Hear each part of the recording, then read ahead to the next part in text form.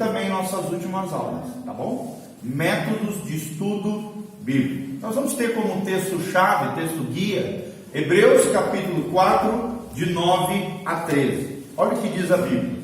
Portanto, resta um descanso para o povo de Deus, porque aquele que entrou no descanso de Deus, também ele mesmo descansou de suas obras, como Deus das suas.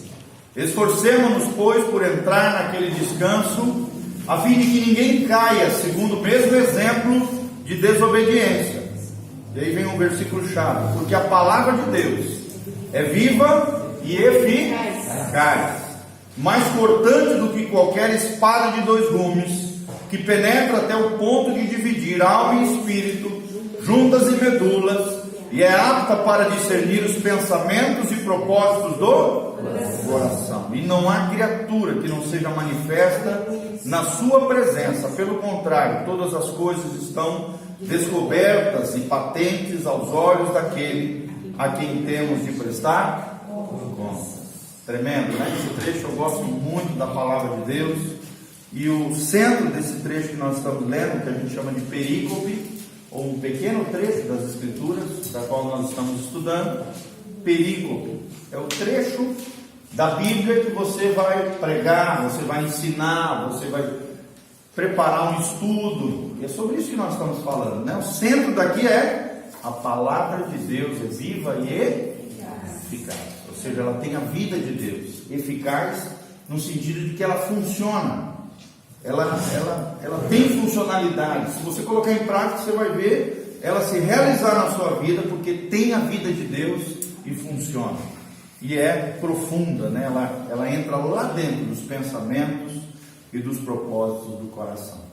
Então essa é a palavra bendita do nosso Deus. Essa é a palavra do nosso Senhor Jesus. Então nós estamos vendo aqui como valorizar e compreender melhor a Bíblia. E nós temos como frase principal, né? Já estamos no meio do estudo. O principal segredo do estudo bíblico é realizar. Né? Não adianta você ter um monte de método, um monte de ferramenta bíblica. Se você não realizar o estudo bíblico, não adianta de nada. Tá? Quem falou isso é Howard Kelly, um grande pensador cristão, norte-americano, provavelmente. Tá? Ele falou isso aí e nós vamos estar aqui realizando isso em nome de Jesus, tá? Então, nós vimos na última aula, leia a Bíblia dia após dia, ou seja, diariamente, até que todo o seu conteúdo se torne algo extremamente familiar. Ou seja, você tem que ler tanto a Bíblia, conhecer a Bíblia de tal maneira que ela vai fazer parte da sua família, do seu dia a dia. Ela já vai estar dentro de você. A palavra de Deus vai habitar ricamente no seu coração. Então é muito importante, né, entendermos isso. A Bíblia explica a própria Bíblia. Fala comigo, a Bíblia explica a própria Bíblia. Ou seja, se você quer realmente conhecer e entender um determinado trecho da palavra de Deus, você precisa conhecer toda a Bíblia e adquirir o que a gente chama, né, de mentalidade bíblica ou cosmovisão cristã. Fala comigo, mentalidade bíblica. Ou seja, uma mente cheia da Bíblia, da palavra de Deus, e uma cosmovisão cristã. Cosmovisão significa visão de mundo cristã. Cosmos é a palavra grega para mundo, ou uma perspectiva cristã. Seria a mesma coisa. Cosmovisão a gente pode trocar pela palavra perspectiva cristã, do mundo, da vida. Nós vimos, né, na nossa última aula, que a verdadeira sabedoria é ver a vida do ponto de vista de Deus. Olha que coisa tremenda. O que é sabedoria bíblica? O que é sabedoria divina? É ver a vida do ponto de vista de Deus. Você quer ser um homem sábio, uma mulher sábia, você precisa ter isso, essa mentalidade bíblica, essa cosmovisão cristã, e ver a vida do ponto de vista de Deus. Será que a gente vai errar se a gente vê a vida do ponto de vista de Deus, gente? Não. Jamais. Você vai ser sábio, você vai fazer escolhas sábias, você vai tomar decisões precisas, porque como nós vimos ali em Hebreus 4, a palavra de Deus é viva e eficaz, ela funciona, ela tem a vida de Deus. você pode colocar em prática na sua vida familiar, vida financeira, em qualquer aspecto da sua vida, você vai ver que funciona. É viva e é eficaz, ok? A Bíblia explica a própria Bíblia. E é importante, né, o estudo de livros ou trechos, né, nós entendemos que o estudo de livros ou trechos da Bíblia é chamado, dentro da teologia bíblica, de exegese. Fala comigo, exegese. Ou então, também conhecido, para facilitar, como interpretação bíblica. Até existe uma ciência chamada hermenêutica. Deixa eu anotar aqui para vocês, para quem não puder escrever. Aqui é a palavra.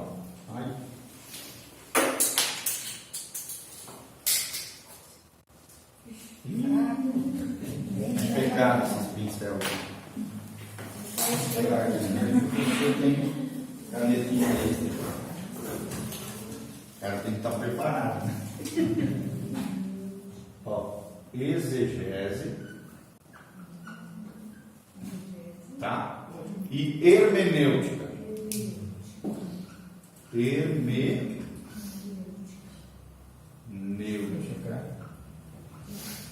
Exegese é justamente isso que nós falamos, interpretar corretamente a palavra de Deus. E hermenêutica é uma ciência, é uma arte, é um estudo da interpretação, no nosso caso aqui, bíblico, ok? Ou bíblica. Hermenêutica bíblica é a ciência que estuda como interpretar corretamente a palavra de Deus. Também conhecido como exegese, ou seja, tirar do texto aquilo que o texto tem como verdade, os princípios, os valores do reino de Deus, aquilo que Deus pensa na sua palavra. Isso é toda uma arte, gente. Você precisa se dedicar, você precisa criar métodos de estudo, como a gente está aprendendo aqui e vendo juntos aqui, ok? Então é necessário dedicação. Fala comigo. Sem dedicação, não há instrução. Qualquer área da vida, se você quer ser fera naquela área, né? Vendas, por exemplo, você precisa se dedicar, você precisa fazer cursos, você precisa ir para o campo, você precisa aprender a vender, né? Administração, né? Qualquer área você precisa se dedicar, você precisa estudar, você precisa ir atrás, porque senão não vai haver crescimento. O seu crescimento só depende de você. Fala comigo, meu crescimento só depende de mim. Será que Deus quer que você cresça, gente? Sim ou não? Sim. Deus quer que você cresça e floresça nele? Amém. Tudo bem, querido? Se quiser. Deus quer sim que você cresça e floresça nele. Esse foi um dos grandes segredos que eu aprendi no México. Foi olhando os meus professores, né? Vendo eles ministrar. Um dia eu falei assim, poxa, um dia eu quero estar lá na frente, ensinando as pessoas, dando aula, estar cheio de sabedoria igual esses caras. E aí eu vi que o segredo dele era o quê? Eles liam muito a Bíblia, liam bons livros, tiravam tempo com o Senhor, oravam, buscavam a Deus, tinham relacionamentos com pessoas mais maduras que eles. E assim eles foram crescendo, florescendo no Senhor, e eu tendo eles como referência, até me tornar um desses homens. Amém? Você pode também, um dia está aqui no meu lugar, dando aula, ensinando, crescendo. Se você se esmerar, se você se dedicar, você pode se tornar um grande mestre da palavra de Deus.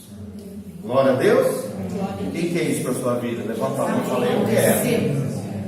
Você precisa desejar, você precisa se empenhar, né? As meninas aqui, como eu falei, elas já estão fazendo isso com as adolescentes, já estão dando aulinha, os grupos ali, crescendo, ensinando, envolvendo as menininhas ali, as adolescentes. Quer dizer, Deus já está dando uma oportunidade para elas. Elas já são professoras, né? Elas estão pegando todo o dom, toda a capacidade que elas têm de didática, toda a faculdade que elas fizeram, e agora elas estão usando para a glória de Deus, no reino de Deus. Que coisa linda isso. Coisa linda isso em nome de Jesus. Por exemplo, a Sofia, a minha esposa, está estudando, está fazendo pedagogia, está terminando. Ela já tem graduação em biomedicina, tem 2 pós, uma em biotecnologia, outra em docência do ensino superior, e está terminando pedagogia. Porque ela olhou uma área, se identificou, gostou, falou, não, isso aqui é para mim. gosto dessa área, eu gosto de ensinar as mulheres nos grupos, né? Que ela cuida e tal, no Ministério de Mulheres lá da Tsunamita. Aí, está se dedicando, está estudando. Ano que vem ela termina a faculdade.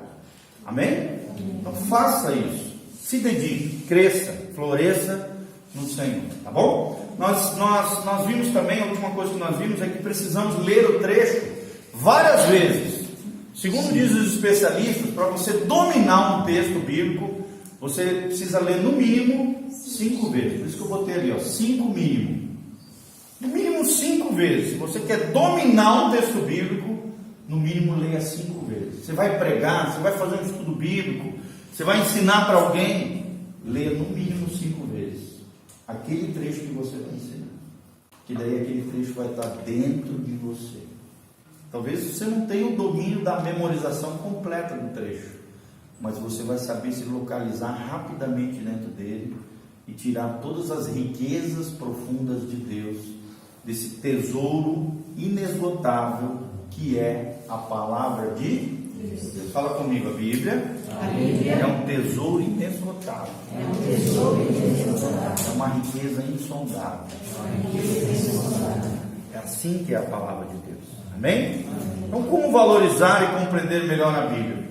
Faça um resumo, né? De modo que analisemos a mensagem do livro. Isso aqui é muito legal. Quer dizer, você lê um trecho bíblico, lembre-se daquilo que eu falei, compre um caderninho para fazer as suas anotações do que você está aprendendo na palavra de Deus. Faça um resuminho daquilo que você aprendeu, os principais princípios, os valores, as promessas de Deus, aquelas 9 perguntinhas que nós já estudamos, já falamos aqui na aula, né? Faça isso, faça um resuminho daquilo que Deus falou com você através desse trecho bíblico. É tremendo isso, é muito importante.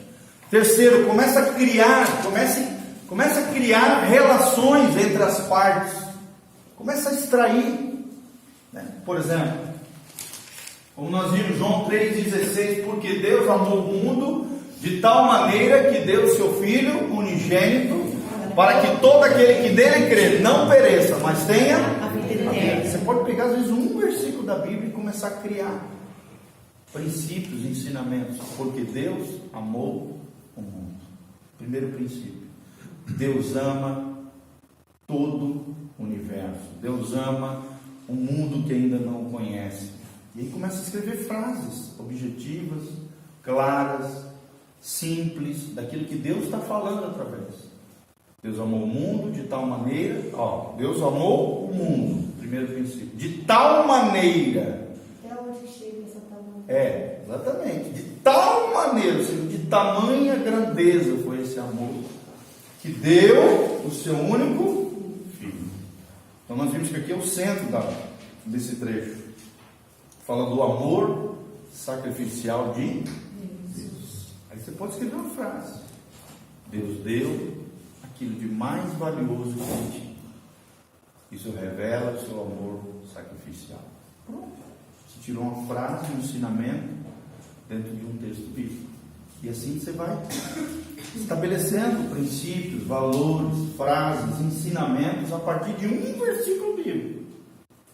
Que deu seu Filho unigênito.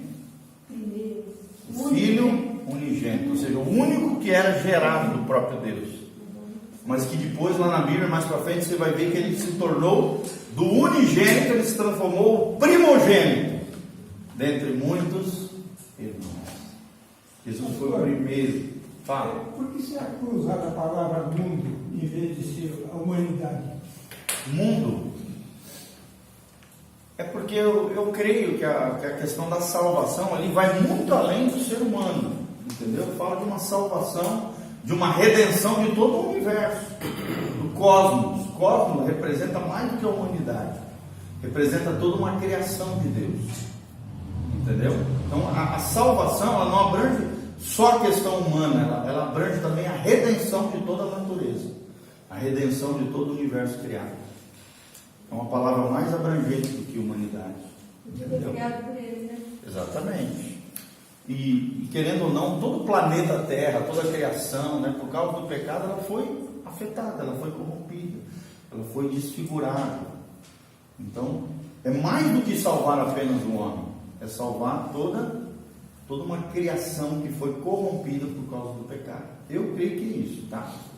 Minha opinião pessoal dentro daquilo que você perguntou. Então crie relações, crie entendimentos, crie frases, claro que tem a ver com o texto, não vai viajar na maionese, né?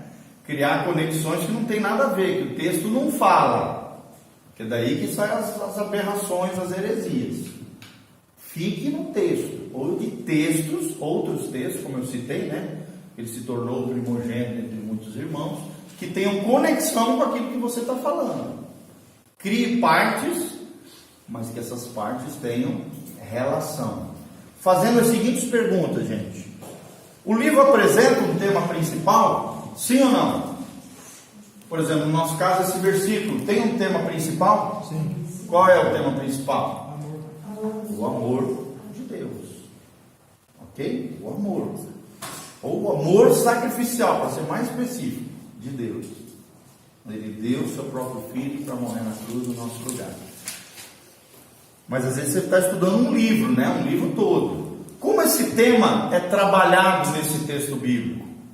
Aí você escreve ali, olha, João tal, foi o apóstolo do amor, e papapá. Você faz um estudo ali sobre aquela carta, aquele trecho, né? Aquilo que o autor ali está falando. Como esse tema é trabalhado? É muito importante. Se o livro é histórico, qual é o ponto de vista do autor? Como é que o autor ali via Deus? Como é que o autor via Cristo? No caso desse texto que nós estamos falando. Começa a bombardear o texto com perguntinhas. E tente, através dessas perguntinhas, respondê-las.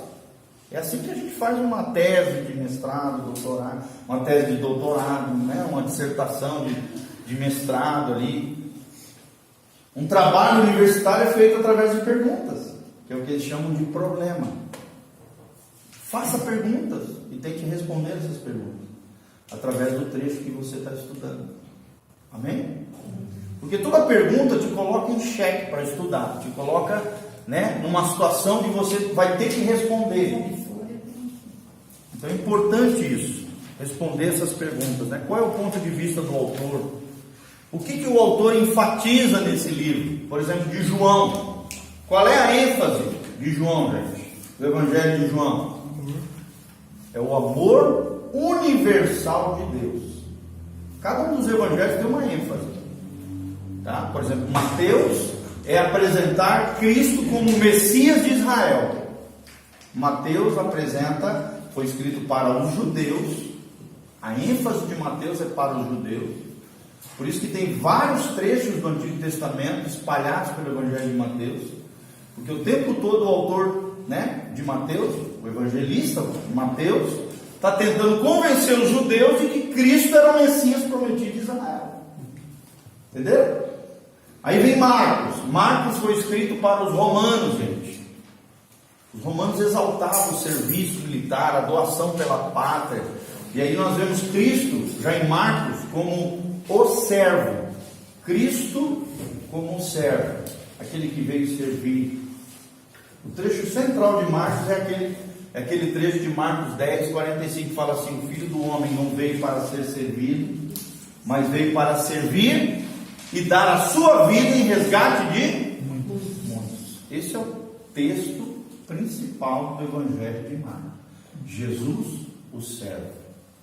Jesus, o Salvador. O servo Salvador. Confirmando o que o senhor disse, aqui, quando Adão pecou, né, por causa do que você fez, a terra será maldita. Então a terra ficou amaldiçoada. Exatamente, toda a criação. É interessante que lá em Romanos 8, você abrir em Romanos 8, você vai ver que a Bíblia diz assim, que a criação aguarda a manifestação dos filhos de Deus. Que manifestação é essa, gente? É o milênio de Cristo, onde vai ser restaurado todas as coisas sobre a terra. E também está se referindo ali do arrebatamento da igreja, onde os filhos de Deus serão manifestos, serão reunidos para a glória eterna de Jesus. Entendeu? A natureza geme, Paulo fala em Romanos 8, na expectativa da revelação, da manifestação dos filhos de Deus. Porque a própria criação há de ser redimido, diz ali, há de ser restaurado. Onde é que vai ser restaurado? No milênio, no reino milenial de Cristo sobre a terra. Romanos capítulo 8. Ok? Então, tem a ver com isso aí que nós estamos falando, né? O que o autor enfatiza? Aí, como eu falei, Lucas, né? Lucas, o médico, a ênfase era aos gregos. Só para terminar o que eu estava falando. Marcos é aos judeus, Jesus como Messias de Israel.